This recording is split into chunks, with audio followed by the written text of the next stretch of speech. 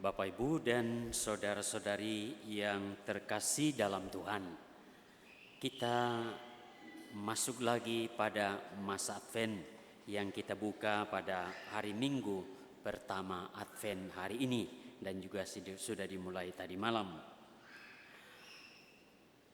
Kedatangan Tuhan itu adalah sesuatu yang pasti. Jangan meragukan kedatangan Tuhan. Itu pasti Tuhan datang. Yang tidak pasti adalah kapan itu terjadi. Justru karena kedatangan Tuhan ini pasti untuk memenuhi janji Tuhan sendiri, tidak hanya bagi bangsa Israel, tetapi kepada setiap manusia, pada kita sekalian, maka kita perlu untuk berjaga. Dalam bacaan tadi, berjaga dan berdoa. Tidak dikatakan berjaga atau berdoa, berjaga dan berdoa. Ini berarti dua sikap yang selalu harus ada di dalam kehidupan kita dalam menanti kedatangan Tuhan itu. Berjaga berarti kita senantiasa mengerjakan kehidupan kita, mengisi kehidupan kita dengan hal-hal yang dikehendaki oleh Tuhan. Dan itu bisa berjalan dengan baik, dengan berahmat, kalau senantiasa kita sertai dengan doa-doa kita. Tentu saja kesempatan ini kita diajak untuk sungguh melihat bagaimana kalau kita berdoa. Apakah kita berdoa dan di dalam doa ini hati kita sungguh bertemu dengan Tuhan, yang kita sadari Tuhan selalu hadir dalam kehidupan kita, ataukah cara berdoa kita adalah doa yang mungkin boleh saja doa itu bagus, indah, tetapi sebenarnya tidak sampai pada pertemuan hati kita dengan Tuhan.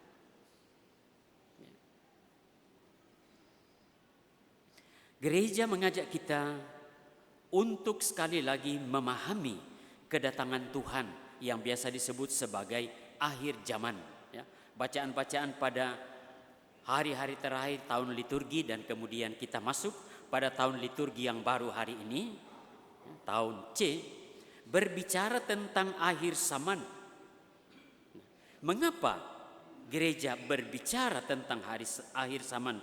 Tujuannya adalah supaya kedatangan Tuhan ini pada akhir zaman adalah untuk menyadarkan kita bahwa pada saat itu Tuhan yang datang akan menegakkan keadilan dan kebenaran.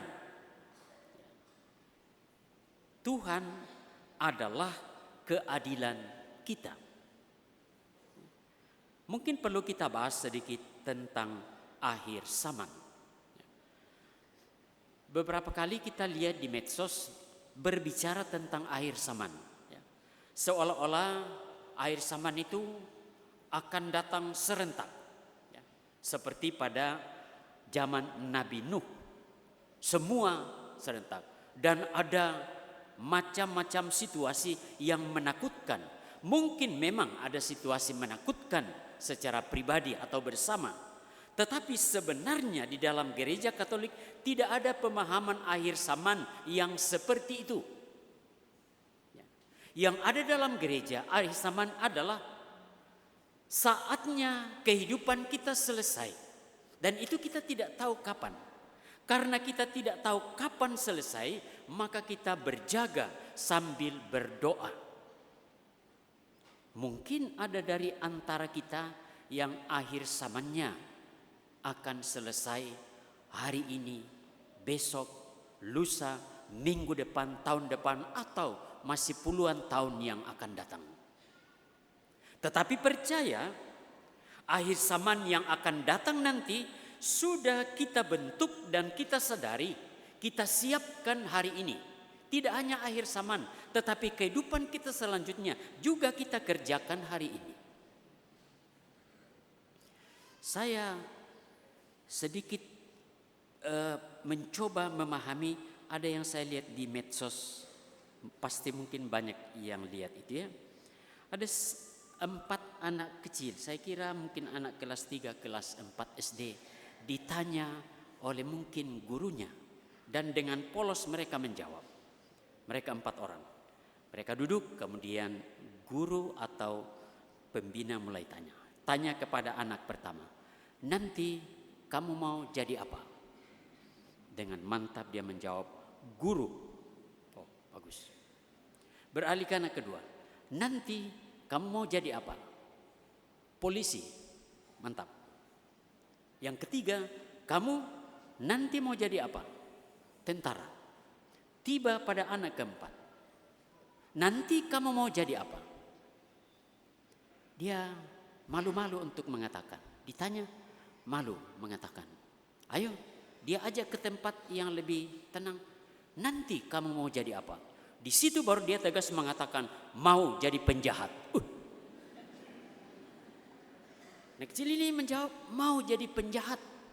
Itu berarti sudah ada bibit yang sementara hadir dalam dirinya. Sudah mulai terjadi semangat itu, impian itu di dalam dirinya sekarang ini. Dan coba bayangkan, impian-impian anak-anak tadi yang sudah mulai terjadi, hadir dalam dirinya, dan kemudian kalau ini tidak mendapatkan dan pendampingan, bimbingan, doa, maka mereka akan sampai pada harapan-harapan yang sudah mulai dibangun pada saat mereka kecil ini. Dan tentu saja menjadi pesan bagi kita sekalian, supaya sekali lagi kita sungguh menyadari kehadiran Tuhan yang sekarang ini, supaya mendampingi, membimbing, menyertai perjalanan kehidupan kita. Nah, kembali kepada masa Advent. 2 hal yang mengingatkan kita dalam masa Advent. Yang pertama adalah kita kembali diingatkan apa yang terjadi di Bethlehem pada saat kanak-kanak Yesus itu lahir. Kehadiran Sang Immanuel, Sang Juru Selamat. Itu mungkin kita lihat ke belakang. Tetapi kita tidak hanya melihat ke belakang. Itu yang biasa disebut sebagai kedatangan Tuhan yang pertama. Kita juga dalam masa Advent ini sekaligus memikirkan kedatangan Tuhan yang kedua nanti. Itulah yang kita sebut sebagai akhir zaman. Dan untuk menanti kedatangan Tuhan yang kedua nanti, di sanalah membutuhkan keseriusan kita, kedalaman kesadaran kita akan Dia yang kita percayai, akan Dia yang kita kenal dalam kehidupan kita. Mungkin Bapak, Ibu, dan Saudara terkasih, banyak suasana Natal lebih fokus pada nostalgia Bethlehem dan kurang fokus pada kesiapan untuk yang akan datang. Pada hari Jumat pagi yang lalu ya, dari TVRI satu tim ke sini, lalu minta saya memberikan wawancara sedikit dan sekaligus renungan Natal singkat yang mau disiarkan nanti. Sebelum saya memberi renungan, saya tanya dulu kapan ini disiarkan. Jangan-jangan disiarkan sebelum kita rayakan Natal. Ya, itu. Lalu saya tanya, oh akan disiarkan pada hari Natal tanggal 25. Maka saya memberikan renungan Natal. Seandainya sebelum tanggal 25 pasti saya memberikan renungan persiapan Natal. Karena kita belum sampai ke sana, membutuhkan kesadaran kita, persiapan hati kita, persiapan pikiran kita, persiapan perasaan kita, persiapan berjaga kita untuk sungguh merayakan Natal itu. Bapak, Ibu, dan Saudara terkasih, menghadirkan kembali kedatangan Tuhan yang pertama di Betlehem adalah sebenarnya mengajak kita untuk menerima sepenuhnya Yesus yang menjadi manusia ini, yang adalah Tuhan, yang akan mengantar kita untuk boleh masuk di dalam kebahagiaan abadi di surga bila kita setia menjalani kehidupan kita. Dan itulah yang kita sebut sebagai akhir zaman atau kedatangan Yesus yang kedua. Oleh karena itu, apa yang perlu kita lakukan khususnya dalam memaknai masa Advent ini? Yang pertama, kita perlu memperkuat sikap kita, sikap iman kita. Kita perlu mendalami sikap berjaga kita. Kita perlu memperkuat sikap doa kita supaya kita sungguh memaknai masa Advent, masa persiapan, masa berjaga ini. Mengapa memperkuat mendalami? Agar kita sampai pada hati dan pikiran yang semakin dalam mengenal Tuhan, sadar dan bekerja bersama dengan Tuhan. Jangan sampai hati dan pikiran kita dikuasai oleh pengaruh roh jahat yang menjauhkan diri kita dari Tuhan. Maka dalam masa Advent ada pengakuan dosa.